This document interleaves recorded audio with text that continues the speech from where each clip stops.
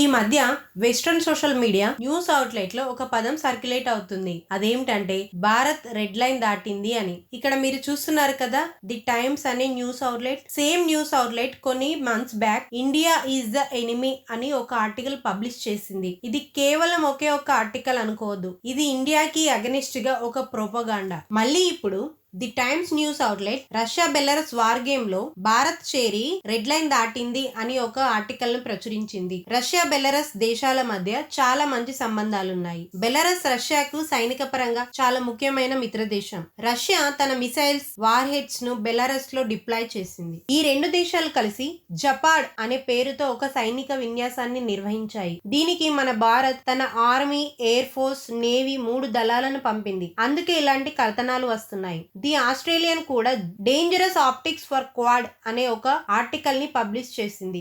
NATO వ్యతిరేక విన్యాసాల్లో భారత్ పాల్గొనడం చాలా కలవరపెట్టే విషయం అని రాశారు. ట్విట్టర్ లో ఉక్రెయిన్ కి మద్దతు ఇచ్చే హ్యాండిల్స్ భారత్ రెడ్ లైన్ దాటింది, మోడీ నాటో వ్యతిరేక విన్యాసాలకు సైన్యాన్ని పంపారు అని పోస్టులు పెడుతున్నారు. కేవలం 65 మంది సైనికులను పంపినందుకే భారత్ అమెరికా, యూరప్ లను బహిరంగంగా సవాల్ చేసిందని అంటున్నారు. దీనివల్ల వెస్ట్రన్ దేశాలతో జరిగే బిలియన్ల డాలర్ల వ్యాపారం, పెట్టుబడులు ప్రమాదంలో పడే అవకాశం ఉందని హెచ్చరిస్తున్నారు. ఈ అంశంపై మీ మైండ్ లో కొన్ని ప్రశ్నలు రావచ్చు. అసలు జపాడ్ అంటే ఏమిటి? రష్యన్ భాషలో జపాడ్ అంటే వెస్ట్ అనే అర్థం. ఈ సైనిక విన్యాసాలను వెస్ట్రన్ దేశాలు చాలా జాగ్రత్తగా గమనిస్తుంటాయి. ఎందుకంటే రష్యా అధ్యక్షుడు వ్లాదిమిర్ పుతిన్ ఉక్రెయిన్ పై మొదలుపెట్టిన ఈ ఆపరేషన్ కు జెడ్ అనే అక్షరాన్ని చిహ్నంగా ఇచ్చారు. రష్యాలో పుతిన్ కి మద్దతిచ్చేవారు ఈ జెడ్ అక్షరాన్ని టీషర్ట్లపై, ట్యాంకులపై రాసుకుంటారు. అసలు జెడ్ అంటే ఏమిటి అని రష్యా ప్రభుత్వం ఎప్పుడూ చెప్పలేదు. కానీ చాలా మంది జెడ్ అంటే జపాడ్ అనే నమ్ముతున్నారు. అంటే వెస్ట్. ఉక్రెయిన్ రష్యాకు వెస్ట్ లో ఉంది కాబట్టి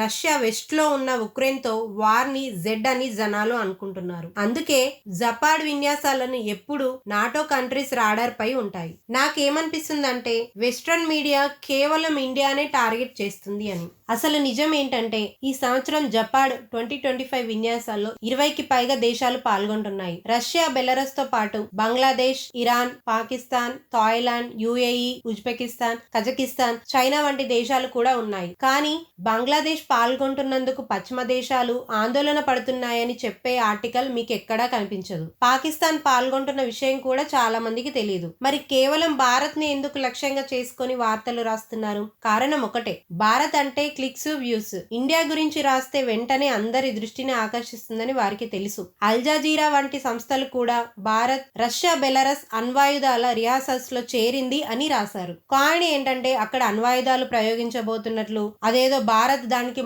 మద్దతిస్తున్నట్లు రాశారు. కానీ వాళ్ళు చెప్పని ఒక విషయం ఉంది. అదేంటంటే అమెరికా కూడా ఈ జపాడ్ 2025 విన్యాసాలకు అబ్జర్వర్స్ స్టేటస్ లో పార్టిసిపేట్ చేస్తుంది. అవును, ఇది నిజం. అమెరికా మీడియా ఈ విషయాన్ని ధృవీకరించింది. అమెరికానే ఒక అబ్జర్వర్స్ రూపంలో పాల్గొంటున్నప్పుడు భారత్ పాల్గొనడాన్ని ఇంత పెద్ద సమస్యగా ఎందుకు చూస్తున్నారు? ఎందుకు రెడ్ లైన్ దాటినట్లు చిత్రీకరిస్తున్నారు? ఇది చాలా విచారకరమైన విషయం. భారత్ కు వ్యతిరేకంగా ఒక ఉన్మాదాన్ని సృష్టిస్తున్నారు. నా బాధ్యత మీకు ఒక వాస్తవమైన, సరైన సమాచారాన్ని అందించడం. ఎందుకంటే ఏదైనా జియో పాలిటిక్స్ వేదికపై మీరు మాట్లాడినప్పుడు ఈ వివరాలన్నీ తెలిస్తేనే మీరు సరైన సమాధానం ఇవ్వగలరు. ఒక విషయం నేను చెప్పగలను, ప్రపంచంలో కేవలం మన భారత ప్రధానమంత్రికి మాత్రమే డొనాల్డ్ ట్రంప్ మరియు పుతిన్ ఇద్దరు ఫోన్ చేసి పుట్టినరోజు శుభాకాంక్షలు చెప్పారు. దీన్ని బట్టి భారత్ ఎవరికి దూరంగా లేదని, ఒంటరిగా లేదని తెలుస్తుంది. నేను నేషనల్, ఇంటర్నేషనల్ జియో పాలిటిక్స్ ప్రతి ఒక్క కాంప్లెక్స్ టాపిక్ ని అందరికీ అర్థమయ్యే భాషలో వీడియో చేసి డైలీ అప్లోడ్ చేస్తాను. నేను అప్లోడ్ చేయగానే మీకు రీచ్ అవ్వాలంటే వెంటనే సబ్స్క్రైబ్ బటన్ ని క్లిక్ చేయండి. అలాగే బెల్ ఐకాన్ ని నొక్కి పెట్టేసుకోండి.